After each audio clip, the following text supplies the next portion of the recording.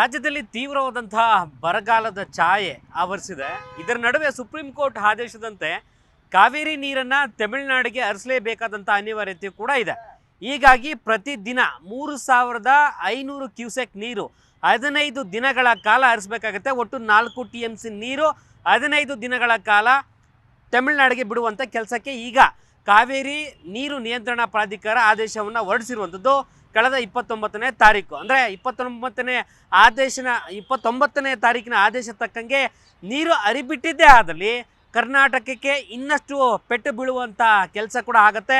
ಮಂಡ್ಯ, ಮದ್ದೂರು, ಮೈಸೂರು, ಬೆಂಗಳೂರು ಸೇರಿದಂತೆ ಸಾಕಷ್ಟು ಜಿಲ್ಲೆಗಳಿಗೆ ದೊಡ್ಡ ಮಟ್ಟದ ಹೊಡೆತ ಬೀಳುವಂಥ ಕಾರಣದಿಂದಾಗಿ ನಮಗೆ ಇಲ್ಲದೇ ಇರುವಂಥ ಸಂದರ್ಭದಲ್ಲಿ ನಿಮಗೆ ಹೇಗೆ ಬಿಡಬೇಕು ಎನ್ನುವಂಥದ್ರಲ್ಲೂ ಕೂಡ ಸದ್ಯಕ್ಕೆ ಈಗ ರಾಜ್ಯದಲ್ಲಿ ಕನ್ನಡ ಪರ ಸಂಘಟನೆಗಳು, ದಲಿತ ಪರ ಸಂಘಟನೆಗಳು, ಸಾಕಷ್ಟು ಸಂಘಟನೆಗಳು ಹೋರಾಟಕ್ಕೆ ಕರೆ ಕೊಟ್ಟಿರುವಂಥದ್ದು. ರಾಜ್ಯವನ್ನು ಬಂದ್ ಮಾಡ್ತೇವೆ, ಕಾವೇರಿ ನೀರನ್ನು ಬಿಟ್ಟರೆ ಎನ್ನುವಂಥ ಎಚ್ಚರಿಕೆಯನ್ನು ಕೊಡ್ತಾ ಇದ್ದಾರೆ. ಇದರ ನಡುವೆ ಬೆಂಗಳೂರಿನಲ್ಲಿರುವಂಥ ಜನ ಕಾವೇರಿ ನೀರಿನ ಸಂಬಂಧಪಟ್ಟಾಗ ಏನು ಹೇಳ್ತಾರೆ ಅವ್ರನ್ನ ಕೇಳ್ತಾ ಹೋಗೋಣ ಬನ್ನಿ. ಸರ್, ಈಗ ನಮ್ಮ ರಾಜ್ಯಕ್ಕೆ ನೀರಿಲ್ಲ, ಬರಗಾಲ ತೀವ್ರವಾಗಿ ಕಾಡ್ತಾ ಇದೆ ರಾಜ್ಯದ ಜನರನ್ನು. ಈಗ ಈ ಪರಿಸ್ಥಿತಿಯಲ್ಲಿ ತಮಿಳುನಾಡು ಸರ್ಕಾರ ಕಾವೇರಿ ನೀರನ್ನು ಬಿಡಬೇಕು ಎನ್ನುವಂಥ ನಿಟ್ಟಿನಲ್ಲಿ ಅವರು ಮೊಂಡುತನವನ್ನು ತೋರಿಸ್ತಾ ಇದೆ. ನಮ್ಮ ಸರ್ಕಾರಕ್ಕೂ ಕೂಡ ಅನಿವಾರ್ಯತೆ ಇದೆ. ಇದರ ಮಧ್ಯದಲ್ಲಿ ಜನ ಸಿಕ್ಕಾಪಟ್ಟೆ ತೀವ್ರ ವಿರೋಧವನ್ನು ವ್ಯಕ್ತಪಡ್ತಾ ಇದ್ದಾರೆ. ನಮಗೆ ನೀರಿಲ್ಲ, ಅವ್ರಿಗೆಲ್ಲಿ ಬಿಡೋದು ಎನ್ನುವಂಥ ನಿಟ್ಟಿನಲ್ಲಿ ನೀವು ಸಾರ್ವಜನಿಕವಾಗಿ ಏನು ಹೇಳ್ಬೋದು ಅಂತ? ರಾಜ್ಯದಲ್ಲಿ ಈಗಾಗಲೇ ಬರ ಆವರಿಸಿದೆ. ಸುಮಾರು 14ಕ್ಕೂ ಹೆಚ್ಚು ಜಿಲ್ಲೆಗಳಲ್ಲಿ ಬರ ತಾಂಡವ ಆಡ್ತಾಯಿದೆ.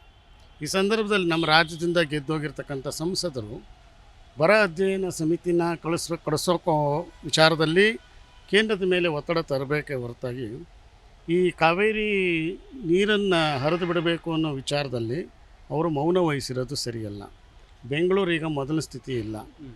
ಬೆಂಗಳೂರಿನ ಮಹಾನಗರದಲ್ಲಿ ಸಾಕಷ್ಟು ಹೊಸ ಪ್ರದೇಶಗಳು ಸೇರಿವೆ ಮತ್ತು ಹಳೆ ಪ್ರದೇಶಗಳಲ್ಲಿ ಇನ್ನೂ ಕೂಡ ಕೆಲವು ಕಡೆ ಸಂಪರ್ಕ ಕೊಡೋಕ್ಕಾಗಿಲ್ಲ. ಇಂಥ ಒಂದು ಸಂದಿಗ್ಧ ಸ್ಥಿತಿನಲ್ಲಿ ಕಾವೇರಿ ಪ್ರಾಧಿಕಾರ ಏನಿದೆ ಅದು ಯಾವ ಕರ್ನಾಟಕದ ನೀರಿನ ಪರಿಸ್ಥಿತಿಯನ್ನು ಅವಲೋಕಿಸದೇ ಏಕಾಏಕಿ ನೀರನ್ನು ಬಿಡಿ ಅಂತ ಹೇಳಿದ್ರೆ ಅದು ತಮಿಳುನಾಡಿನ ಮೊಂಡುತನ ಅನ್ನೋದಕ್ಕಿಂತ ಅವರು ತಮ್ಮ ಹಕ್ಕನ್ನು ಮೊದಲಿಂದ ಚಲಾಯಿಸ್ಕೊಂಬರ್ತಾರೆ. ಈ ತಮಿಳುನಾಡವರು ಯಾವತ್ತೂ ನಮಗೆ ನೀರು ಬೇಡ ಅಂತ ಮುಂಚಳಿಕೆ ಬರ್ಕೊಟ್ಟಿದ್ದಾರೆ. ಸೊ ಬರೋವಾಗ ಯಾರೂ ಬಿಡೋಕ್ಕೆ ಹೋಗಲ್ಲ, ತಗೊತಾರೆ. ಆದರೆ ಸುಪ್ರೀಂ ಕೋರ್ಟ್ ಆಗಲಿ ಅಥವಾ ಕಾವೇರಿ ನೀರಿಗೆ ಸಂಬಂಧಪಟ್ಟಂಥ ಪ್ರಾಧಿಕಾರಗಳೇ ಆಗಲಿ ಫಸ್ಟು ಕರ್ನಾಟಕದಲ್ಲಿರ್ತಕ್ಕಂಥ ನೀರಿನ ಪರಿಸ್ಥಿತಿ, ಅದರೊಳಗೂ ಕಾವೇರಿ ಅಣೆಕಟ್ಟಿನ ನೀರಿನ ಪರಿಸ್ಥಿತಿ ಬಗ್ಗೆ ಒಂದು ಅಧ್ಯಯನ ಅಥವಾ ವರದಿನ ತರಿಸ್ಕೋಬೇಕು. ಇದು ನಮಗೆ ಕರ್ನಾಟಕಕ್ಕೆ ಶಾಪ ಮೊದಲಿಂದ ಕೂಡ. ಸುಮಾರು ನಾನು ಪತ್ರಿಕಾ ರಂಗಕ್ಕೆ ಬಂದಾಗ 30 ವರ್ಷದಿಂದಲೂ ನಮಗೆ ಹಿನ್ನಡೆ ಆಗ್ತಾನೇ ಇದೆ ಹೊರತು ಯಾವುದೂ ಕೂಡ ನಮಗೆ ಯಶಸ್ಸಾಗಲಿ ಜಯವಾಗಲಿ ಸಿಕ್ಕಿಲ್ಲ. ಈಗಾಗಲೇ ರೈತರು ಬೀದಿಗಿಳಿದಿದ್ದಾರೆ, ಕನ್ನಡ ಪರ ಹೋರಾಟಗಾರರು ಬೀದಿಗಿಳಿದಿದ್ದಾರೆ. ನೀರನ್ನು ಯಾವುದೇ ಕಾರಣಕ್ಕೆ ಬಿಡಬಾರದು ಅನ್ನೋದಕ್ಕೆ ಇವರು ಕೈಕಟ್ಟಿ ಕೂತ್ಕೊಂಡ್ರೆ ಕಂಟೆಂಪ್ಟ್ ಆಫ್ ಕೋರ್ಟ್ ಆಗುತ್ತೆ, ನ್ಯಾಯಾಂಗ ನಿಂದನೆ ಆಗುತ್ತೆ ಅನ್ನೋ ಭೀತಿಗೆ ಇವರು ಬಿಟ್ಟೇ ಬಿಡ್ತಾರೆ. ಇದಕ್ಕೊಂದು ಶಾಶ್ವತ ಪರಿಹಾರ ಬೇಕು ಅಂದರೆ ಎರಡೂ ರಾಜ್ಯಗಳ ಮಧ್ಯೆ ಒಂದು ಲಿಖಿತ ಒಪ್ಪಂದ ಆಗಬೇಕಾಗುತ್ತೆ. ಯಾವ್ಯಾವ ಸಂದರ್ಭದಲ್ಲಿ ನಾವು ನೀರು ನಿಮಗೆ ಕೊಡ್ತೀವಿ, ನಮಗೆಷ್ಟು ಬೇಕಾಗುತ್ತೆ, ನಮ್ಮ ಜನರ ಹೊಲಗದ್ದೆಗಳಿಗೆ, ಜಮೀನುಗಳಿಗೆ, ಕುಡಿಯೋ ನೀರಿಗೆ ಎಷ್ಟೆಲ್ಲ ಪ್ರಮಾಣ ಬೇಕು ಅನ್ನೋದು ಅಂಕಿ ಸಂಖ್ಯೆಗಳನ್ನು ಕೊಡೋದು ಬಿಟ್ಬಿಟ್ಟು ಅವರು ಕೊಡೋ ಅನ್ನೋದು, ಇವರು ನ್ಯಾಯಾಂಗ ನಿಂದನೆ ಆಗುತ್ತೆ ಅಂತ ಬಿಡ್ತೀನಿ ಅನ್ನೋದು, ಇದಕ್ಕೆ ಕೊನೆ ಇರೋದಿಲ್ಲ. ಸೊ ಈಗ ನಿನ್ನೆ ಬಂದಿರತಕ್ಕಂಥ ತೀರ್ಪು ನಿಜವಾಗಲೂ ನಮ್ಮ ಕರ್ನಾಟಕಕ್ಕೆ ಒಂದು ಮಾರಕ. ಇದರೊಳಗೆ ಯಾವುದೇ ಬದಲಾವಣೆಯ ನಿಲುವಿಲ್ಲ. ಕಾರಣ ಏನಪ್ಪ ಅಂದರೆ ನೀರು ಬಿಡಬಾರ್ದು. ನಮ್ಮಲ್ಲಿ ಈಗಾಗಲೇ KRSಗೆ ಈ ಅವಧಿಗೆ ತುಂಬಬೇಕಾಗಿತ್ತು, ಬಂದಿಲ್ಲ. ಬರದೇ ಇರೋದನ್ನು ನಾವು ಕೂಡ ನಮ್ಮ ಸರ್ಕಾರದ ವಕೀಲರು ಅಲ್ಲಿ ವಾದ ಮಂಡಿಸುವಾಗ ಲಿಖಿತವಾದಂಥ ದಾಖಲೆಗಳನ್ನ ಕೊಡಬೇಕಾಗುತ್ತೆ. ನಾವು ಇದುವರೆಗೂ ಅಂಥ ಪ್ರಯತ್ನ ಮಾಡಿಲ್ಲ. ಹಾಗಾಗಿ ಪ್ರತಿ ಬಾರಿ ನಮಗೆ ಸೋಲು ಉಂಟಾಗ್ತಾಯಿದೆ. ಇದೂ ಕೂಡ ಅಂತಹ ಸೋಲುಗಳ ಪಟ್ಟಿಗೆ ಸೇರ್ತಕ್ಕಂಥ ಆದೇಶ ಆಗುತ್ತೆ ಅಂತ ನನ್ನ ಅಭಿಪ್ರಾಯ. ಕೇಂದ್ರ ಸರ್ಕಾರ ಒಕ್ಕೂಟದ ವ್ಯವಸ್ಥೆಯಲ್ಲಿ ನಾವೆಲ್ಲವೂ ಕೂಡ ಇದ್ದೀವಿ. ಎಲ್ಲ ರಾಜ್ಯದವರು 1-2-3 ರಾಜ್ಯಗಳನ್ನು ಹೊರತುಪಡಿಸಿ ಒಕ್ಕೂಟ ವ್ಯವಸ್ಥೆ ನಾವು ಕೂಡ ಇದ್ದೀವಿ. ಈ ಸಂಬಂಧಪಟ್ಟಾಗೆ ಕೇಂದ್ರ ಸರ್ಕಾರ ಯಾಕೆ ರಾಜ್ಯದ ಪರವಾಗಿ ಧ್ವನಿ ಎತ್ತಲ್ಲ ಅಂತ? ಮೊದಲಿಂದಲೂ ಕರ್ನಾಟಕಕ್ಕೆ ಇದೊಂದು ಶಾಪ, ಅದು ನೀರಿನ ವಿಚಾರದಲ್ಲಿ. ಈಗ ಕರ್ನಾಟಕದಲ್ಲಿ ಎದುರಿಸ್ತಕ್ಕಂಥ ಬರ ಪರಿಸ್ಥಿತಿಯ ಹಿನ್ನೆಲೆಯಲ್ಲಿ ಕೇಂದ್ರ ಸುಮೋಟೋ ಅಂದರೆ ತನ್ನಷ್ಟಕ್ಕೆ ತಾನೇ ಆಲೋಚನೆ ಮಾಡಿಕೊಂಡು ಎಚ್ಚೆತ್ತುಕೊಂಡು ಬರ ಅಧ್ಯಯನ ಸಮಿತಿಯನ್ನು ರಚಿಸಿ ಕಳಿಸ್ಬೇಕಾಗಿತ್ತು, ಕಳಿಸಿಲ್ಲ. ಅವರಿಗೆ ಕರ್ನಾಟಕದ ಹಿತಾಸಕ್ತಿ ಬೇಕಾಗಿಲ್ಲ. ಕರ್ನಾಟಕದಿಂದ ಗೆದ್ದು ಬರ್ತಕ್ಕಂಥ ಜನಪ್ರತಿನಿಧಿಗಳು ಎಷ್ಟು ಅನ್ನೋದ್ರ ಬಗ್ಗೆ ಅವ್ರು ಲೆಕ್ಕಾಚಾರ ಹಾಕ್ತಾರೆ ಹೊರತಾಗಿ ಅವ್ರಿಗೆ ನಾವೇನು ಕೊಡ್ತೀವಿ ಅನ್ನೋದ್ರ ಬಗ್ಗೆ ಅವ್ರ ಕಾಳಜಿನೂ ವಹಿಸಲ್ಲ, ಬದ್ಧತೆಯೂ ತೋರಿಸಲ್ಲ. ಹೀಗಾಗಿ ಒಕ್ಕೂಟದ ವ್ಯವಸ್ಥೆಯಲ್ಲಿ ಅತಿ ಹೆಚ್ಚು ನೋವುಂಡ್ತಕ್ಕಂಥ ರಾಜ್ಯ ಕರ್ನಾಟಕ. ಇಂಥ ಸಂದರ್ಭಗಳಲ್ಲಿ ಒಕ್ಕೂಟದ ಒಂದು ನಿರ್ವಹಣೆ ಮಾಡತಕ್ಕಂಥ ಪ್ರಧಾನಮಂತ್ರಿಗಳಾಗಿರ್ಬೋದು ಅಥವಾ ನಮ್ಮ ರಾಜ್ಯದ ಮುಖ್ಯಮಂತ್ರಿಗಳಾಗಲಿ ಒಬ್ರಿಗೊಬ್ಬರು ಮಾತಾಡೋದೇ ಇಲ್ಲ. ನೀರು ಹರಿದು ಹೋದ ಮೇಲೆ ಹೋಗ್ತಾರೆ ನಮ್ಮ ರಾಜ್ಯದ ಮುಖ್ಯಮಂತ್ರಿಗಳು. ನಾವೇನು ಮಾಡೋಕ್ಕಾಗುತ್ತೆ, ನ್ಯಾಯ ನಿಂದನೆ ಆಗುತ್ತೆ. ಹಾಗಾಗಿ ನಾವು ಅದನ್ನು ನ್ಯಾಯಾಲಯವನ್ನು ಎದುರಿಸೋಕ್ಕಾಗಲ್ಲ, ನಾವು ನೀರು ಬಿಡ್ತೀವಿ ಅಂತ ಬಿಡ್ತಾರೆ. ಕಡೆಗೆ ನಷ್ಟ ಯಾರಿಗೆ? ನಾಗರಿಕರಿಗೆ, ರೈತರಿಗೆ. ಇದು ಮೊದಲಿಂದ ಬಂದಿರತಕ್ಕಂಥ ಜಾಯಿಮಾನ. ಅಲ್ಲ ಸರ್, ಈಗ ತಮಿಳುನಾಡಲ್ಲಿ ವರ್ಷಕ್ಕೆ ಮೂರು ಬಾರಿ ಬೆಳೆಗಳನ್ನು ಬೆಳೀತಾರೆ. ಅವ್ರಿಗೆ ಕೆಲವೊಂದು ಸರಿ ಹೇಳುವಂಥ ಲೆಕ್ಕಾಚಾರದಲ್ಲಿ ನೋಡಿದ್ರೆ ಅವ್ರು ನೀರೇ ಅವಶ್ಯಕತೆ ಇಲ್ಲ, ಕಾವೇರಿ ನೀರೇ ಬೇಡ ಅಂತಾರೆ. ಈಗಿದ್ದು ಕೂಡ ಯಾಕೆ ಕೇಳ್ತಾರೆ ಅಂತ ರಾಜ್ಯದ ನೀರನ್ನು? ಕಾರಣ ಅಲ್ಲಿರ್ತಕ್ಕಂಥ ಆಡಳಿತ ನಡೆಸ್ತಕ್ಕಂಥ ರಾಜಕೀಯ ಪಕ್ಷಗಳು, ಪ್ರಾದೇಶಿಕ ಪಕ್ಷಗಳು, ಅವು ಯಾವುದೇ ರಾಷ್ಟ್ರೀಯ ಪಕ್ಷಗಳ ನಿಯಂತ್ರಣದಲ್ಲಿರೋದಿಲ್ಲ. ಕೇಂದ್ರ ಸರ್ಕಾರದ ಅಧೀನದಲ್ಲಿರ್ಬೋದು, ಆದರೆ ಕೇಂದ್ರ ವಾಗ್ದಂಡನೆ ಮಾಡೋಕ್ಕಾಗಲ್ಲ. ನೀನು ಹೀಗೆ ಮಾಡು, ಹೀಗೆ ಬಿಡು ಅಂತ ಹೇಳೋಕ್ಕಾಗಲ್ಲ. ನೀರು, ಜಲ ಸಮೃದ್ಧಿ ಆಗಲಿ, ಜಲ ಬಳಕೆ ಆಗಲಿ ಎಲ್ರಿಗೂ ಒಂದೇ. ಅವರು ತಪ್ಪು ಮಾಹಿತಿಗಳು ಕೊಟ್ಟಿದ್ದಾರೋ, ಸರಿ ಮಾಹಿತಿಗಳು ಕೊಡ್ತಾ ಇದ್ದಾರೋ ಅನ್ನೋ ಒಂದು ವಿವೇಚನೆ ಕೂಡ ಕೇಂದ್ರ ಸರ್ಕಾರ ಮಾಡಲ್ಲ. ಹೀಗಾಗಿ ಕೊನೆಗೆ ಅಲ್ಟಿಮೇಟ್ ನಷ್ಟ ಆಗೋದು ಯಾರಿಗೆ? ನಮ್ಮ ರಾಜ್ಯಕ್ಕೆ, ಕರ್ನಾಟಕ ಸರ್ಕಾರಕ್ಕೆ. ಇದು ಬಗೆಹರಿಯದ ಸಮಸ್ಯೆ. ಕಾವೇರಿ ಸಮಸ್ಯೆ ಇವತ್ತಿಂದಲ್ಲ, ಮಹಾರಾಜರ ಕಾಲದಿಂದಲೂ ಬಂದಿರತಕ್ಕಂಥ ಸಮಸ್ಯೆ. ಅವ್ರ ಕೈಲೇ ಆಗದೆ ಇರೋದು, ಪ್ರಜಾಪ್ರಭುತ್ವದಲ್ಲಿ ಪ್ರಜಾನಾಯಕರಿಂದ ಇದಕ್ಕೆ ಸಮಸ್ಯೆ ಶಾಶ್ವತ ಪರಿಹಾರ ಸಿಗುತ್ತೆ ಅನ್ನೋದು ಶುದ್ಧ ಸುಳ್ಳು. ಏನು ಮಾಡೋಕ್ಕಾಗಲ್ಲ ಅಂತಲ್ಲ, ಮಾಡಬಹುದು, ಬದ್ಧತೆ ಬೇಕು. ಕರ್ನಾಟಕ ಸರ್ಕಾರಕ್ಕಾಗಲಿ, ಕೇಂದ್ರ ಸರ್ಕಾರಕ್ಕಾಗಲಿ. ಈವರೆಗೆ ಎಷ್ಟು ಪ್ರಧಾನಮಂತ್ರಿಗಳು ಬಂದು ಹೋದರೂ ಕೂಡ ಎರಡೂ ರಾಜ್ಯಗಳ ಮುಖ್ಯಮಂತ್ರಿಗಳನ್ನ ಕೂರಿಸಿ ಒಂದು ಒಪ್ಪಂದ ಮಾಡೋ ಒಂದು ಪ್ರಾಮಾಣಿಕ ಬದ್ಧತೆಯನ್ನು ಯಾವ ಪ್ರಧಾನಿನೂ ಮಾಡಿಲ್ಲ, ಮಾಡೋಕ್ಕೂ ಹೋಗಿಲ್ಲ. ಇದು ಒಕ್ಕೂಟದ ಒಂದು ದುರಂತ, ಒಕ್ಕೂಟದ ವ್ಯವಸ್ಥೆಯಲ್ಲಿನ ಒಂದು ದುರಂತ ಅಂತ ಹೇಳ್ಬೋದು. ನಮ್ಮ ರಾಜ್ಯದ ದುರಂತ ಹೆಂಗಿದೆ ಅಂತಂದರೆ, ಪ್ರತಿದಿನ 3500 ಕ್ಯೂಸೆಕ್ ನೀರು ತಮಿಳುನಾಡಿಗೆ ಹರಿಸ್ಬೇಕು ಎನ್ನುವಂಥದ್ದು ನಿನ್ನೆ ಆದೇಶ ಆಗಿದೆ. ಇದಕ್ಕೆ ಕಾವೇರಿ ನೀರಿನ ಪ್ರಾಧಿಕಾರ ಕೂಡ ಒಪ್ಕೊಂಡಿದೆ. ನಮ್ಮ ಸರ್ಕಾರ ಏನು ಮಾಡ್ತಾರೆ, ಕೇಂದ್ರ ಸರ್ಕಾರ ಮಾಡ್ತೀವಿ, ಏನು ಮಾಡ್ತೀವಿ ಅನ್ನೋಂಥದ್ದು ಪ್ರಶ್ನೆ. ಹಿಂಗೆ ಆದರೆ ನಮ್ಮ ರಾಜ್ಯದ ಜನರಿಗೆ ದೊಡ್ಡ ಮಟ್ಟದ ಅಭಾವ ಅನ್ಸಲ್ವಾ ಅಂತ? ಸರ್, ಇದೇನಾಗಿದೆ ಅಂತ ಹೇಳಿದ್ರೆ, ಹಲವಾರು ವರ್ಷಗಳಿಂದ ಇದು ಕರ್ನಾಟಕಕ್ಕೆ ಒಂದು ಶಾಪ ಅಂತಲೇ ಹೇಳ್ಬೋದು, ಕನ್ನಡಿಗರಿಗೂ ಕೂಡ ಒಂದು ಶಾಪ ಅಂತಲೇ ಹೇಳ್ಬೋದು. ಹಿನ್ನಡೆ ಅಂತ ಹೇಳಿದ್ರೆ ತಪ್ಪಾಗೋದಿಲ್ಲ. ಸುಮಾರು 16 ವರ್ಷಗಳಿಂದ ನಡ್ಕೊಂಡು ಬಂದಿರೋದು. ಇವಾಗ ಸರ್ಕಾರ ಏನು ಕೋರ್ಟ್ ಆದೇಶಗಳು ಇರ್ತದೆ, ಅದನ್ನು ಪಾಲಿಸ್ಬೇಕಾಗಿರೋದು ಇಲ್ಲಿ ಅಧಿಕಾರಿಗಳ ಧರ್ಮ ಆಗಿರ್ತದೆ. ಅವ್ರನ್ನ ನಾವು ದೂಷಣೆ ಮಾಡೋಕ್ಕಾಗೋದಿಲ್ಲ. ಆದರೆ ನಾನು ಕೇಳೋಂಥದ್ದು, ಯಾವುದೇ ಪಕ್ಷ ಬರಲಿ, ಅದಕ್ಕೆ ಕನ್ಸರ್ನ್ ಮಿನಿಸ್ಟ್ರುಗಳು ಇರ್ತಾರೆ. ಆದರೆ ಏನು ಮಾಡ್ತಾ ಇದ್ದಾರೆ, ನಮ್ಮ ವಕೀಲರೇ ಆಗಿರ್ಬೋದು, ಯಾವ ಮಟ್ಟದಲ್ಲಿ ಅಲ್ಲಿ ವಾದ ಮಾಡ್ತಾ ಇದ್ದಾರೆ ಅನ್ನೋದು ಪ್ರಶ್ನೆ ಆಗ್ತದೆ. 3500 ಕ್ಯೂಸೆಕ್ಸ್ ಕೊಡೋಣ, ಆದರೆ ನಮ್ಮಲ್ಲಿ ಇದೆಯಾ ಅನ್ನೋದು ಒಂದು ಮಾಹಿತಿನ ಕರ್ನಾಟಕಕ್ಕೆ, ಅದರಲ್ಲೂ ಎಷ್ಟು ಜನ ಬೆಳೆ ಹಾಕಿದ್ದಾರೆ, ನೀರು ಎಲ್ಲೆಲ್ಲಿ ಹೋಗ್ತಾ ಇದೆ, ಎಸ್ಪೆಷಲಿ ನಮ್ಮ ಬೆಂಗಳೂರಿಗೆ ಕುಡಿಯೋ ನೀರಿಗೆ ಎಷ್ಟು ಕ್ಯೂಸೆಕ್ಸ್ಗಳು ಬೇಕಾಗುತ್ತೆ, ಈ ವರದಿಯನ್ನು ನಿರಂತರವಾಗಿ ತಗೊಂಡು ಕೋರ್ಟಿಗೆ ಸಲ್ಲಿಸಿದಾಗ ಮಾನವೀಯತೆ ದೃಷ್ಟಿಯಿಲ್ಲಾದರೂ ನೋಡೋ ಅಂಥ ಒಂದು ಸಾಧ್ಯತೆಗಳು ಇರುತ್ತೆ. ಬಟ್ ಯಾಕೆ ಆಗ್ತಾ ಇಲ್ಲ? ಪದೇ ಪ್ರತಿ ಸರಿ ಹಿನ್ನಡೆನೇ ನಮ್ಗೆ ಆಗ್ತಾಯಿದೆ, ಕನ್ನಡಿಗರಿಗೆ, ಕರ್ನಾಟಕಕ್ಕಾಗಲಿ. ಎಲ್ಲೋ ಒಂದು ಕಡೆ ಅನಿಸುತ್ತೆ, ಈಗ ಏನೋ ಒಂದು ನಿಗಮ ಏನು ಮಾಡ್ಕೊಂಡಿದ್ದಾರೆ, ಒಂದು ಬೋರ್ಡ್ ಅಂತ ಏನು ಮಾಡಿಕೊಂಡು ಇವರು ಮಾಡ್ತಾ ಇದ್ದಾರೆ. ರಾಜಕಾರಣಿಗಳನ್ನ ದೂರ ಇಟ್ಟು ಈ ಸರಿ ಎಲ್ಲೋ ಒಂದು ಕಡೆ ರೈತರುಗಳ್ನೇ, ಅನ್ನದಾತರು, ದೊಡ್ಡ ಮನಸ್ಸಿರೋಂಥವ್ರು ಈ ಕಡೆ ರಾಜ್ಯದಿಂದ ಮತ್ತು ನಮ್ಮ ತಮಿಳುನಾಡು ರಾಜ್ಯದಿಂದ ರೈತರುಗಳನ್ನೇ ಹಿಡಿದು, ಕೆಲವೊಂದು NGOಗಳನ್ನ ಹಿಡಿದು ಇದಕ್ಕೊಂದು ಪರಿಹಾರವನ್ನು ಕೊಡೋಂಥ ಒಂದು ನಿಟ್ಟಿನಲ್ಲಿ ಮಾಡಿದಾಗ, ಎಲ್ಲೋ ಒಂದು ಕಡೆ ಅಧ್ಯಯನ ಮಾಡಿದಾಗ ಎಲ್ಲ ಹಂಚ್ಕೊಂಡು ತಿನ್ನುವಂಥ ಬುದ್ಧಿ ಇಡೀ ರಾಷ್ಟ್ರಕ್ಕೇ ಅನ್ನದಾತರಾಗಿರೋಂಥ ನಮ್ಮ ರೈತರುಗಳು ಎಲ್ಲ ಒಂದು ಕಡೆ ಕೂತ್ಕೊಂಡು ಅವರೇ ಸಮಪಾಲವಾಗಿ ಹಂಚ್ಕೊಳ್ಳೋ ಅಂಥ ಒಂದು ಮನಸ್ಥಿತಿ ಬರಬಹುದು.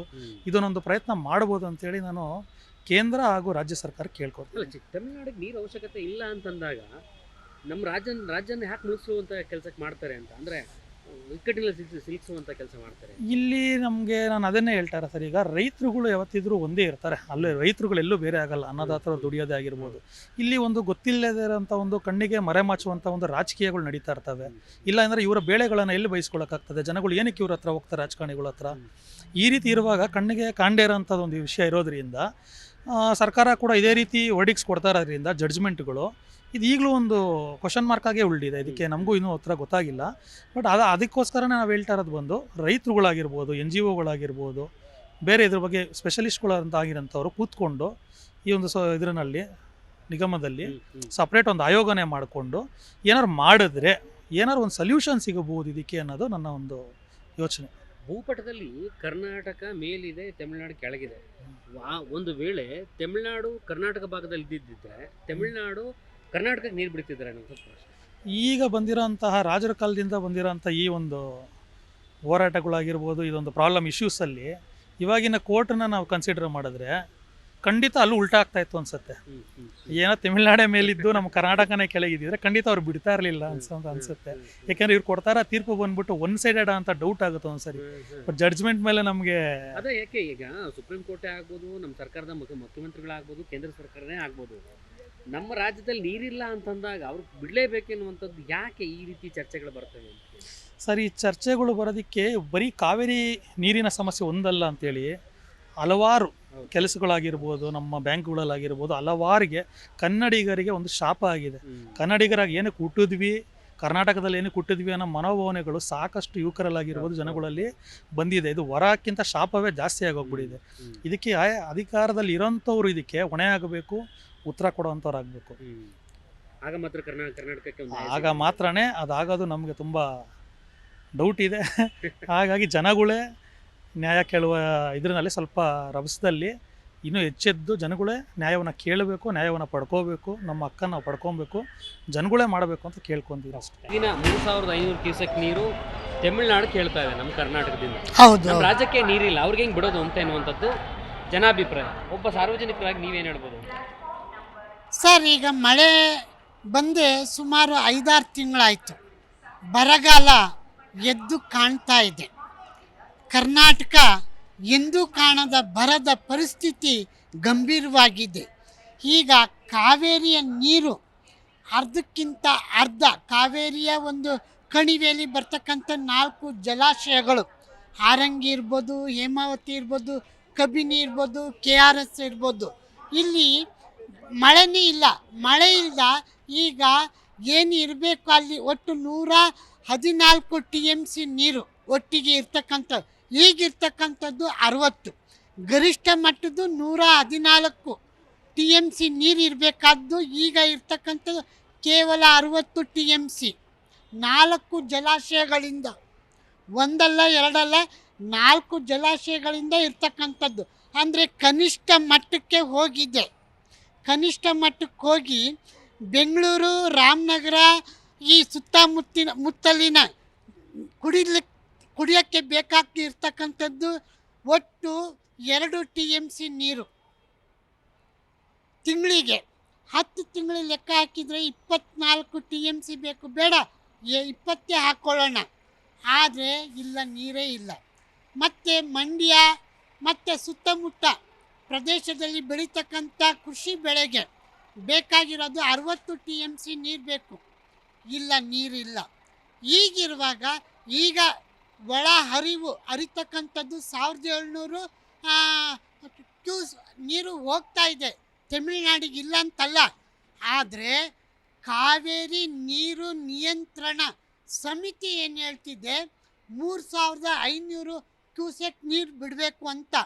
ಅಂದರೆ 1900 ಚಿಲ್ಡ್ರೆ ಬಿಡಬೇಕಾಗುತ್ತೆ. ಸಂಪೂರ್ಣವಾಗಿ ನೆಲನೇ ಬತ್ತಿರುವಾಗ ಮಣ್ಣು ಸಮೇತ ಬಿಟ್ಟು ಇಲ್ಲಿರ್ತಕ್ಕಂಥ ಮಂಡ್ಯ, ಮೈಸೂರು, ಬೆಂಗಳೂರು, ರಾಮನಗರ ಸುತ್ತಮುತ್ತಲ ಇರ್ತಕ್ಕಂಥ ಜನ ಏನು ಮಾಡಬೇಕು? ನೀರು ಹೇಗೆ ಕುಡಿಬೇಕು? ಅಡುಗೆ ಹೇಗೆ ಮಾಡಬೇಕು? ಯಾಕೆಂದರೆ ನೀರು ಏನಿದೆ ಪೂರ ಬತ್ತಿ ಹೋಗ್ಬಿಟ್ಟಿದೆ. ಮಳೆ ಮೋಡ ಇದ್ದಕ್ಕಿದ್ದಾಗೆ ಮಾಯ ಆಗಿದೆ. ಏನು ಮಾಡಿದರೂ ಮಳೆ ಬರ್ತಾ ಇಲ್ಲ. ಜನರ ಒಂದು ನಂಬಿಕೆ, ಭಕ್ತಿ, ಏನೋ ಮಳೆ ಬಂದರೆ ಆಗ ಕೊಡ್ಬೋದು, ಈಗ ಕೊಡ್ಲಿಕ್ಕೆ ಸಾಧ್ಯನೇ ಇಲ್ಲ. ನಮಗೆ ಇಲ್ಲ ಅಂದಮೇಲೆ ನಿಮ್ಗೆ ಯಾಕೆ ಕೊಡಬೇಕು? ನಿಮಗೆ ಸಮುದ್ರ ಇದೆ, ಮತ್ತು ನೀವು ಇಳಿಜಾರಲ್ಲಿ ಇರ್ಬೋದು. ಆದರೆ ನಿಮ್ಮ ಭೂಮಿನ ಕೃಷಿಗೆ ನೀವು ಇಟ್ಕೊಂಡು ನೀವು ಡ್ಯಾಮ್ ಕಟ್ಟಲಿಲ್ಲ. ಡ್ಯಾಮ್ ಕಟ್ಕೊಂಡಿರೋರು ನಾವು. ನಮ್ಮೇಲೆ ನೀವು ವಿನಃ ಖ್ಯಾತೆ ತೆಗೆಯೋದು ಇದು ಯಾವ ನ್ಯಾಯ? ನಿಮ್ಮ ನೀರನ್ನು ನಿಮ್ಮ ಭೂಮಿಲಿ ಕಟ್ಕೊಳ್ಳಿ ಸ್ವಾಮಿ. ನಿಮ್ಮ ಭೂಮಿಲಿ ನೀವು ಡ್ಯಾಮ್ ಕಟ್ಟಲಿಕ್ಕೆ ತಯಾರಿಲ್ಲ. ಇಲ್ಲಿ ಹೋಗ್ತಕ್ಕಂಥ ನೀರನ್ನ ನೀವೇನು ಮಾಡ್ತೀರಾ? ಸಮುದ್ರಕ್ಕೆ ಬಿಡ್ತೀರಾ. ಸಮುದ್ರದ ಪಾಲಾಗ್ತಿದೆ. ಅದನ್ನೇ ಶೇಖರಣೆ ಮಾಡಿ ನೀವು ಡ್ಯಾಮ್ ಕಟ್ಕೊಂಡು ನಿಮ್ಮ ರೈತರಿಗೆ ನೀವು ಬಳಕೆ ಮಾಡಲಿಕ್ಕೆ ಕೊಡಿ. ಅದು ಬಿಟ್ಬಿಟ್ಟು ವಿನಾಕಾರಣ ನಿಮ್ಮ ರಾಜಕೀಯ ತಂತ್ರ ಕುತಂತ್ರಗಳಿಗೆ ಕರ್ನಾಟಕದ ಜನರನ್ನು, ಕರ್ನಾಟಕದ ಕಾವೇರಿಯನ್ನು ನೀವು ಇಲ್ಲಿ ಏನಕ್ಕೆ ತರ್ತೀರಾ?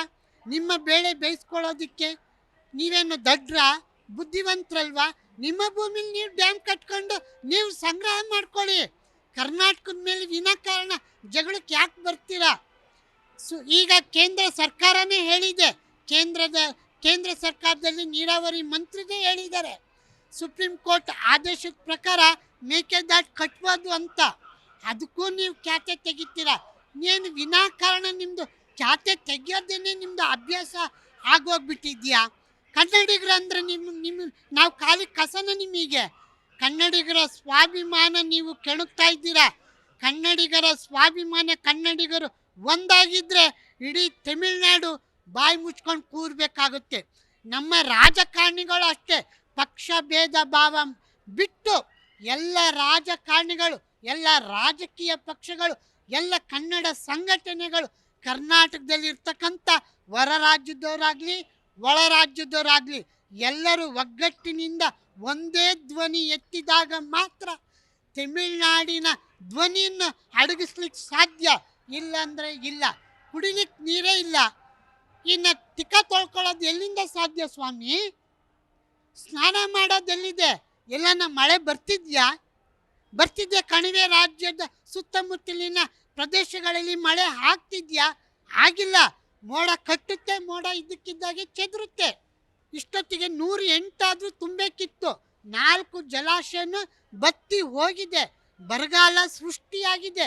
ಹೀಗಿರ್ಬೇಕಾದ್ರೆ ನೀರು ಬಿಡಿ ಅಂದರೆ ಎಲ್ಲಿಂದ ಬಿಡ್ಲಿಕ್ಕಾಗುತ್ತೆ?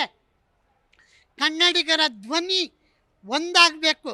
ಕನ್ನಡಿಗರೆಲ್ಲ ಒಗ್ಗಟ್ಟಿನಿಂದ ಹೋರಾಡಿ ಕರ್ನಾಟಕ ಸರ್ಕಾರಕ್ಕೆ ಚಡಿಯೇಟು ಕೊಟ್ಟಾಗ ಮಾತ್ರ ಕದ್ದು ಮುಚ್ಚಿ ಬಿಡ್ತಕ್ಕಂಥ ಅಭ್ಯಾಸ ತಪ್ಪುತ್ತೆ. ಇಲ್ಲಾಂದರೆ ಅವ್ರು ಹೇಳಿದ್ರು ಅಂದ್ಬಿಟ್ಟು ಇವರ ರಾಜಕೀಯ ಮೈತ್ರಿ ನಡಿಬೇಕಲ್ಲ ಸ್ವಾಮಿ. ಅದಕ್ಕೋಸ್ಕರ ಕರ್ನಾಟಕ ಸರ್ಕಾರ, ಸನ್ಮಾನ್ಯ ಮುಖ್ಯಮಂತ್ರಿಗಳು ಏನಾದರೂ ನೀರು ಬಿಟ್ಟರೆ ಇಡೀ ಕರ್ನಾಟಕ ಆಗಾಯ್ತು ನೋಡಿ. ಬಂಗಾರಪ್ಪನವರ ಅವಧಿಲಿ ಅದಕ್ಕಿಂತ ಡಬಲ್ ಆಗುತ್ತೆ. ಅಲ್ಲ ಸರ್, ಈಗ ರಾಜ ಮಹಾರಾಜರ ಕಾಲದಿಂದಲೂ ಕೂಡ ನೀರು ಬಿಟ್ಕೊಂಡೇ ಬರ್ತಾ ಇದೀವಿ. ಈಗಿರುವಂತ ಪರಿಸ್ಥಿತಿಲಿ ಸರ್ಕಾರದ ಅನಿವಾರ್ಯತೆ ಅದು. ಸುಪ್ರೀಂ ಕೋರ್ಟ್ ಆರ್ಡರ್ ಕೂಡ ಇದೆ, ನಾವು ಬಿಡಲೇಬೇಕಾಗುತ್ತೆ ಅನ್ನುವಂಥದ್ದು ಸರ್ಕಾರದ ವಾದ. ಅನಿವಾರ್ಯ ನಿಜ ಸ್ವಾಮಿ. ಆಗ ತಪ್ಪು ನಮ್ಮ ಕರ್ನಾಟಕದಲ್ಲಿ ಇರ್ತಕ್ಕಂಥ ಕರ್ನಾಟಕ ಆಳ್ವಿಕೆ ನಡೆಸ್ತಂಥ ರಾಜ ಮಹಾರಾಜರು ಇರ್ಬೋದು, ಬ್ರಿಟಿಷರಾಗಿರ್ಬೋದು, ಈಗ ಬಂದು 80 ವರ್ಷ ಆಳಿರ್ತಕ್ಕಂಥ, ಸುಮಾರು 65 ವರ್ಷ ಆಳಿರ್ತಕ್ಕಂಥ ಕಾಂಗ್ರೆಸ್ ಸರ್ಕಾರ ಇರ್ಬೋದು, ಸಮರ್ಥ ನೀರಾವರಿ ಸಚಿವರನ್ನೇ ನೇಮಕ ಮಾಡಲಿಲ್ಲ. H.N. ನಂಜೇಗೌಡರು ಬಿಟ್ಟರೆ ಮತ್ತಾರೂ ಬರಲಿಲ್ಲ ನೀರಾವರಿ ಬಗ್ಗೆ ಕಾಳಜಿ ವಹಿಸಿ ಮಾತುಕತೆ ನಡೆಸಲಿಕ್ಕೆ. ಈಗ ಹಿಂದೆ ಇದ್ದಂಥವ್ರು, ಈಗ ಮುಖ್ಯಮಂತ್ರಿ ಆಗಿದ್ದೆ ಹಿಂದೆ ಇದ್ದಂಥ D.K. ಶಿವಕುಮಾರ್ ಅವರೇ ನೀರಾವರಿ ಸಚಿವರಾಗಿದ್ದರು. H.K. ಪಾಟೀಲ್ ಕಾನೂನು ತಜ್ಞರಾಗಿರ್ತಕ್ಕಂಥ H.K. ಪಾಟೀಲು ನೀರಾವರಿ ಸಚಿವರು. ಎಲ್ಲರನ್ನೂ ಒಟ್ಟಿಗೆ ಸೇರಿಸಿ ಏನು ಮಾಡಬೇಕಂತ ಮನವರಿಕೆ ಮಾಡಿಕೊಡಿ. ಮನವರಿಕೆ ಮಾಡ್ಕೊಡೋದು ಬಿಟ್ಬಿಟ್ಟು ಅವ್ರು ಹೇಳಿದ್ರು ನಾವು ಬಿಟ್ಬಿಡ್ತೀವಂತ ಇರೋದನ್ನೆಲ್ಲ ಗೋರಿ ಬಿಟ್ಬಿಟ್ರೆ ಮಂಡ್ಯ ಜನ ಏನು ಮಾಡಬೇಕು? ರಾಮನಗರ ಜನ ಏನು ಮಾಡಬೇಕು? ಬೆಂಗಳೂರು ದಕ್ಷಿಣ ಜಿಲ್ಲೆಯಲ್ಲಿ ಇರ್ತಕ್ಕಂಥ ಕನ್ನಡಿಗರು ಏನು ಮಾಡಬೇಕು? ಇಡೀ ಬೆಂಗಳೂರು ವ್ಯಾಪಕವಾಗಿ ವಿಸ್ತಾರವಾಗಿದೆ. ಬೇರೆ ಕನ್ನಡಿಗರ ಸಂಖ್ಯೆಯಲ್ಲಿ 20-25 ಇದೆ. ಇನ್ನು ಹೊರ ರಾಜ್ಯದಲ್ಲಿ ನೀವೇ ತಮಿಳಿಗರೇ ಕನ್ನಡ ನಾಡಲ್ಲಿ ಬೆಂಗಳೂರಿನಲ್ಲಿ ಮನೆ ಮಾಡ್ಕೊಂಡಿದ್ದೀರಾ. ನಿಮ್ಮ ಸಂಖ್ಯೆನೇ ಒಂದು 40-45% ಇದೆ. ನೀವು ನೀರು ಕುಡಿಬೇಕಲ್ವಾ? ನಿಮಗೆ ನೀರಿಲ್ಲ ಅಂದರೆ ಇಲ್ಲಿ ಇಡೀ ಕರ್ನಾಟಕ ಬೆಂಗಳೂರಲ್ಲಿ ಇದ್ಮೇಲೆ ಅದು ಕನ್ನಡಿಗರ ಸ್ವತ್ತು. ಕನ್ನಡಿಗರಿಗೆ ನೀರಿಲ್ಲ, ಎಲ್ಲಿಂದ ಬಿಡೋಕ್ಕಾಗುತ್ತೆ ಸ್ವಾಮಿ? ಇದು ವಸ್ತು ಸ್ಥಿತಿನ ಸರ್ಕಾರ, ನೀರಾವರಿ ತಜ್ಞರು ಮತ್ತು ಸಮರ್ಥ ಮಂತ್ರಿಮಂಡಲ ರಚನೆ ಮಾಡಿ ಒಗ್ಗಟ್ಟಿನ ಒಂದು ಕೂಗಲು ಇಡೀ ಪ್ರತಿಪಕ್ಷಗಳನ್ನ ಇಲ್ಲಿ ತಗೊಳ್ಬೇಕು, ಸಹಕಾರ ಪಡಿಬೇಕು. ಒಕ್ಕೂಟದ ವ್ಯವಸ್ಥೆಯಲ್ಲಿ ನಾವು ಕೂಡ ಇದ್ದೀವಿ, ಸಾಕಷ್ಟು ರಾಜ್ಯಗಳಿದಾವೆ. ಹೌದು, ಸಂಬಂಧಪಟ್ಟ ಕೇಂದ್ರ ಸರ್ಕಾರ ಮಧ್ಯಸ್ಥಿಕೆ ವಹಿಸಬಹುದಾಗಿತ್ತು. ಪ್ರತಿ ಬಾರಿ ಕೂಡ ಹಿನ್ನಡೆ ಆಗುವಂತ, ಅಂದ್ರೆ ಹಿಂದೆ ಉಳ್ಕೊಳ್ಳುವಂತ ಕೆಲಸ ಆಗುತ್ತೆ ಕೇಂದ್ರ ಸರ್ಕಾರ. ನೋಡಿ, ಇಲ್ಲಿ ಕೇಂದ್ರ ಸರ್ಕಾರ ಮಧ್ಯಸ್ಥಿಕೆ ವಹಿಸ್ಬೋದು, ಇಲ್ಲ ಅಂತ ನಾನು ಹೇಳಲ್ಲ. ಆದರೆ ತಮಿಳ್ನಾಡು ಕರ್ನಾಟಕ ವಿನಾಕಾರಣ ಕೇಂದ್ರದ ಮೇಲೆ ಕಾಲು ಕೆರ್ಕೊಂಡು ಜಗಳ ಮಾಡ್ತಿದ್ದೀರಲ್ಲ. ಕೇಂದ್ರ ಸರ್ಕಾರದ ಜೊತೆ ಸಹಕಾರ ಕೈ ಜೋಡಿಸ್ತಾ ಇಲ್ವಲ್ಲ, ಕೇಂದ್ರ ಸರ್ಕಾರದ ಯೋಜನೆಗಳನ್ನ ಜಾರಿಗೆ ತರ್ತಾ ಇಲ್ಲ. ವಿನಾಕಾರಣ ಸಿದ್ದರಾಮಯ್ಯ ಅವ್ರು ಇರೋ ತನಕ ಜಗಳ ಜಗಳ ಜಗಳ, ಸ್ಟಾಲಿನ್ ಇರೋ ತನಕ ಜಗಳ ಜಗಳ ಜಗಳ. ಈಗ ನೀವಿಬ್ಬರು ಮೈತ್ರಿ ಮಾಡ್ಕೊಂಡಿದ್ದೀರಾ ತಮಿಳ್ನಾಡಲ್ಲಿ ಕಾಂಗ್ರೆಸ್ಸು. ಆದ್ದರಿಂದ ಇಲ್ಲಿನ ಕೇಂದ್ರ ಕಾಂಗ್ರೆಸ್ ನಾಯಕರಿಗೆ ಚಡಿಯೇಟು ಕೊಡಬೇಕು. ಯಾಕಂದರೆ ಅವರು ಸ್ವಾರ್ಥ ನೋಡ್ತಾರೆ. ಕನ್ನಡಿಗರ ಧ್ವನಿನ ಅಡಗಿಸ್ಲಿಕ್ಕೆ, ಅವ್ರ ಬೇಳೆ ಬೇಯಿಸ್ಕೊಳ್ಳೋದಕ್ಕೆ ಇಲ್ಲಿನ ಕಾಂಗ್ರೆಸ್ ನಾಯಕರನ್ನ ಗುಲಾಮರಾಗಿ ನೋಡ್ಕೊಳ್ತಾ ಇದ್ದಾರೆ. ಅದು ಕಾಂಗ್ರೆಸ್ ಹೈಕಮಾಂಡು ಆ ಬುದ್ಧಿನ ಬಿಟ್ಟು ಇಡೀ ಕರ್ನಾಟಕ ಪರವಾಗಿ ನಿಲ್ಲಬೇಕು. ಈ ಕರ್ನಾಟಕ ಸರ್ಕಾರ ಕೇಂದ್ರ ಸರ್ಕಾರನ ಹೋಗಿ ಕೇಳ್ಕೊಳ್ಬೇಕು, ಮನವಿ ಮಾಡಬೇಕು. ಸ್ವಾಮಿ ಹೀಗಿದೆ, ನೀರಿಲ್ಲ ಅಂತ ಹೇಳಬೇಕು ವಸ್ತುಸ್ಥಿತಿನ. ಮತ್ತೆ ಯಾಕಂದ್ರೆ ಈಗ ಟೆಕ್ನಾಲಜಿ ಬೆಳೆದಿದೆ, ಟೆಕ್ನಾಲಜಿಯಿಂದ ಛಾಯಾಚಿತ್ರಗಳನ್ನ ತಗೊಂಡೋಗಿ ರೆಕಾರ್ಡ್ ಮಾಡಿ ತೋರಿಸಿ ವಸ್ತುಸ್ಥಿತಿನ ಮತ್ತೆ ಇಲ್ಲಿ ಇರ್ತಕ್ಕಂಥ ಪ್ರತಿಪಕ್ಷ ನಾಯಕರನ್ನ ನೀವು ಜೊತೆ ಕರ್ಕೊಂಡೋಗಿ ಸ್ವಾಮಿ. ಮಾಡ್ಕೊಂಡೇ ಇಲ್ಲ. ಇಲ್ಲಿ ನೋಡಿ 2 ತಿಂಗಳು ಆಗ್ತಾ ಬಂತು DK ಶಿವಕುಮಾರ್ ಮುಖ್ಯಮಂತ್ರಿ ಆಗಿ. ಕಾಂಗ್ರೆಸ್ ಸರ್ಕಾರ 3 ವರ್ಷದ ಮೇಲೆ 2 ತಿಂಗಳು ಆಗ್ತಾ ಬಂತು. ಯಾಕೆ ನೀವು ಒಂದು ಕಮಿಟಿ ಮಾಡಬೇಕಲ್ವಾ? ಬರದ ಛಾಯೆ ನಿಮಗೆ 6 ತಿಂಗಳಿಂದನೇ ಗೊತ್ತಾಗಬೇಕಿತ್ತು. ಇಲ್ಲಿ ತನಕ ನೀವು ನಿದ್ದೆ ಮಾಡ್ತಿದ್ರ. ಇನ್ನೂ ಕಾಲ ಮಿಂಚಿಲ್ಲ ಸ್ವಾಮಿ. ಯಾಕೆ HD ಕುಮಾರಸ್ವಾಮಿ ಅವರು ಮುಖ್ಯಮಂತ್ರಿ ಆಗಿದ್ದಿಲ್ವೇ ಕರ್ನಾಟಕದಲ್ಲಿ? ಯಡಿಯೂರಪ್ಪ ಅವರು ಆಗಿದ್ದಿಲ್ವೇ? SR ಬೊಮ್ಮಾಯಿ ಅವರು ಆಗಿದ್ದಿಲ್ವೇ? ಜಗದೀಶ್ ಶೆಟ್ಟರ್ ಇಲ್ವೇ? ಮಾಜಿ ಮುಖ್ಯಮಂತ್ರಿಗಳನ್ನ, ಮಾಜಿ ನೀರಾವರಿ ತಜ್ಞರನ್ನ, ಮತ್ತು ಮಾಜಿ ಸಚಿವರುಗಳನ್ನ, ಎಲ್ಲ ಪಕ್ಷದ ವಾಟಲ್ ನಾಗರಾಜ್ ಅಂತವ್ರನ್ನ, ಎಲ್ಲ ನುರಿತ ರಾಜಕಾರಣಿಗಳನ್ನ, ಎಲ್ಲ ಸಂಘಟನೆ ಇವ್ರನ್ನ ಇದು ಮಾಡಿಕೊಂಡು ತಂಡ ಮಾಡಿ ವಸ್ತುಸ್ಥಿತಿನ ಕೇಂದ್ರಕ್ಕೆ ಕೊಂಡೊಯ್ಯಿರಿ. ನೀವು ಒಂದು ಕಮಿಟಿ ಮಾಡಿ ಸುಪ್ರೀಂ ಕೋರ್ಟಿಗೆ ಮನವರಿಕೆ ಮಾಡಿ ತೋರಿಸಿದಾಗ ಯಾರು ನಿಜನ ಒಪ್ಕೊಳ್ತಾರೆ ಸ್ವಾಮಿ. ಒಪ್ಕೊಂಡಾಗ ಇಲ್ಲಿ ನ್ಯಾಯ ಸಿಗುತ್ತೆ. ನೀವು ಏನೂ ಮಾಡ್ತಾ ಇಲ್ಲ. ನಿಮ್ಮ ಮೈ ಜಡಗಟ್ಟಿ ಕೂತಿದೆ. ಬೇರೆ ನೀವು ಅಧಿಕಾರ ದುಡ್ಡು ಎಲ್ಲಿ ಬರುತ್ತೆ, ಅದೆಲ್ಲಿ ಬರುತ್ತೆ, ಇದೆಲ್ಲಿ ಬರುತ್ತೆ, ಅಧಿಕಾರಕ್ಕೆ ಹೋಗಿ ಅಪಾಸ್ತಿದ್ದೀರಲ್ಲ ಸ್ವಾಮಿ. ಕರ್ನಾಟಕದ ಜನತೆ, ಕಾವೇರಿ ನೀರಿನ ಜನತೆ ಬಗ್ಗೆ ಯೋಚನೆ ಮಾಡಿ, ವಿಚಾರ ಮಾಡಿ, ಮಂಥನ ಮಾಡಿ, ಕನ್ನಡಿಗರ ಜನಕ್ಕೆ ನೀರು ಕುಡಿಸಿ. ಬೇರೆ ಕನ್ನಡಿಗರಿಗೆ ಅಷ್ಟಲ್ಲ, ಪಶು ಪಕ್ಷಿಗಳಿಗೆ, ಪ್ರಾಣಿ ಪಕ್ಷಿಗಳಿಗೆ, ವನ್ಯಜೀವಿಗಳಿಗೆ ನೀರಿಲ್ಲ. ವಲಸೆ ಬಂದು ಈಗ ನಾಡಿಗೆ ಬರ್ತಿದ್ದಾವೆ. ಯಾಕೆ ಕುಡಿಲಿಕ್ಕೆ ನೀರಿಲ್ಲ, ತಿನ್ಲಿಕ್ಕೆ ಆಹಾರ ಇಲ್ಲ. ಮನುಷ್ಯನಾಗಿ ಅವು ಜೀವ ಇದೆ ಅಲ್ವಾ ಸ್ವಾಮಿ. ಪ್ರಾಣಿಗಳ ಬಗ್ಗೆ ಕನಿಕರ ಪಡಿ, ತೋರಿಸಿ. ಅವಕ್ಕೂ ನೀರಿಲ್ಲ, ನಮಗೂ ನೀರಿಲ್ಲ. ನಾವೇನು ಕೆರೆಗೆ, ಸಮುದ್ರಕ್ಕೆ ಬಿಡ್ತಾ ಇಲ್ಲ. ಕುಡಿಯೋದಿಕ್ಕೆ, ಅಡುಗೆ ಮಾಡೋದಿಕ್ಕೆ, ಬೇಯಿಸ್ಕೊಂಡು ತಿನ್ನೋದಿಕ್ಕೆ, ಸ್ನಾನ ಮಾಡಲಿಕ್ಕೂ ಬೇಡ. ಕುಡಿಯೋಕ್ಕಾದ್ರೂ ಬೇಡವಾ ಸ್ವಾಮಿ? ಜೀವ ಉಳಿಸ್ಕೊಂಡು ಇದ್ರ ಬಗ್ಗೆ ವಿಚಾರ ಮಾಡಿ ತಕ್ಷಣ ಕಾರ್ಯಪ್ರವೃತ್ತರಾಗಿ. ಸಮಿತಿ ರಚನೆ ಆಗಲೇಬೇಕು. ತಕ್ಷಣ ನುರಿತ ಮತ್ತು ಅನುಭವಗಳನ್ನ ನೀವು ಸಹಕಾರ ಪಡೆದು ತಕ್ಷಣ ಕೇಂದ್ರಕ್ಕೆ ಮನವರಿಕೆ ಮಾಡಿಕೊಡಿ, ಸುಪ್ರೀಂ ಕೋರ್ಟ್ಗೆ ಅಪೀಲ್ ಹಾಕಿ. ಹಾಕಿದಾಗ ಕನ್ನಡಿಗರ ಜೀವನ ನೀವು ಉಳಿಸ್ಲಿಕ್ಕೆ ಸಾಧ್ಯ. ನೀವು ಉಳಿತೀರಾ, ಜೀವನೂ ಉಳಿಯುತ್ತೆ. ವನ್ಯಜೀವಿಗಳ, ಪಶು ಪಕ್ಷಿಗಳ ಜೀವನೂ ಉಳಿಯುತ್ತೆ ಸ್ವಾಮಿ.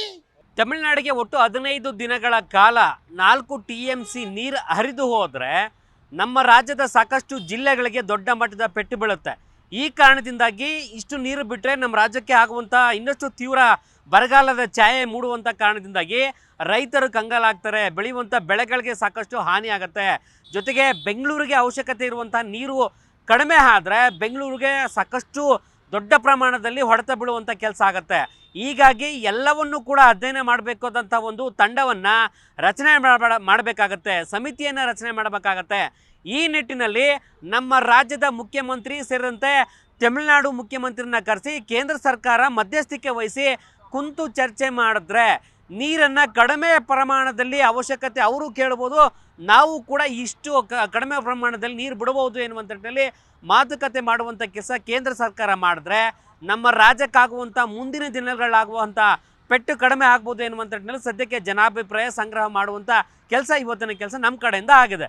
ಇದರ ನಡುವೆ ಸಮಿತಿಯನ್ನು ರಚನೆ ಮಾಡದೇ ಇದ್ದ ಪಕ್ಷದಲ್ಲಿ ಮುಂದಿನ ದಿನಗಳಲ್ಲೂ ಕೂಡ ದೊಡ್ಡ ಮಟ್ಟದ ಪೆಟ್ಟಾಗುವಂಥ ಕೆಲಸ ಕೂಡ ಆಗುತ್ತೆ. ಯಾಕಂತ ಹೇಳಿದ್ರೆ ಇಲ್ಲಿವರೆಗೂ ರಾಜ್ಯಕ್ಕೆ 30ರಿಂದ 35% ಮಳೆ ತೀವ್ರವಾದಂಥ ಕೊರತೆ ಕಾಡ್ತಾ ಇದೆ.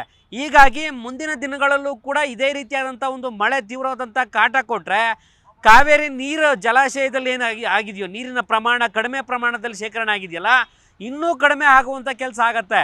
ಹೀಗಾಗಿ ತಮಿಳುನಾಡಿಗೆ ಬಿಡುವಂಥ ಕೆಲಸ ಏನು ನೀರಿನ ವಿಚಾರದಲ್ಲಿ ಆಗ್ತಾ ಇದೆಯಲ್ಲ, ಪ್ರಾಧಿಕಾರದ ಒಂದು ನಿರ್ಧಾರವನ್ನು ಕೂಡ ವಾಪಸ್ ಪಡೆದುಕೊಳ್ಬೇಕು ಎನ್ನುವಂಥ ನಿಟ್ಟಿನಲ್ಲಿ ಸದ್ಯಕ್ಕೆ ಹೋರಾಟದ ಕೂಗು ಕೂಡ ಕೇಳಿ ಬರ್ತಾ ಇದೆ. ತೀವ್ರವಾದಂಥ ಹೋರಾಟ ಆದರೆ ಮುಂದಿನ ದಿನಗಳಲ್ಲಿ ಕರ್ನಾಟಕ ಬಂದ್ ಕೂಡ ಆಗತ್ತೆ. ಇದೆಲ್ಲವನ್ನು ಕೂಡ ಮನಗಂಡಂಥ ರಾಜ್ಯ ಸರ್ಕಾರ ಕೇಂದ್ರ ಸರ್ಕಾರಕ್ಕೆ ಇನ್ನಷ್ಟು ಒತ್ತಡ ತರುವಂಥ ಕೆಲಸ ಮಾಡಲೇಬೇಕಾದಂಥ ಅನಿವಾರ್ಯತೆ ರಾಜ್ಯ ಸರ್ಕಾರಕ್ಕಿದೆ. ಇಲ್ಲದೇ ಇದ್ದ ಪಕ್ಷದಲ್ಲಿ ಮುಂದಿನ ದಿನಗಳಲ್ಲಿ ನೀರಿನ ವಿಚಾರದಲ್ಲೇ ದೊಡ್ಡ ಮಟ್ಟದ ಹೋರಾಟ ಆಗೋದ್ರಲ್ಲಿ ಯಾವುದೇ ಕಾರಣಕ್ಕೂ ಕೂಡ ಅನುಮಾನ ಇಲ್ಲ ಎನ್ನುವಂಥ ನಿಟ್ಟಿನಲ್ಲೂ ಕೂಡ ಜನಾಭಿಪ್ರಾಯ ಸಂಗ್ರಹದ ಜೊತೆ ಗೊತ್ತಾಗ್ತಾ ಇದೆ.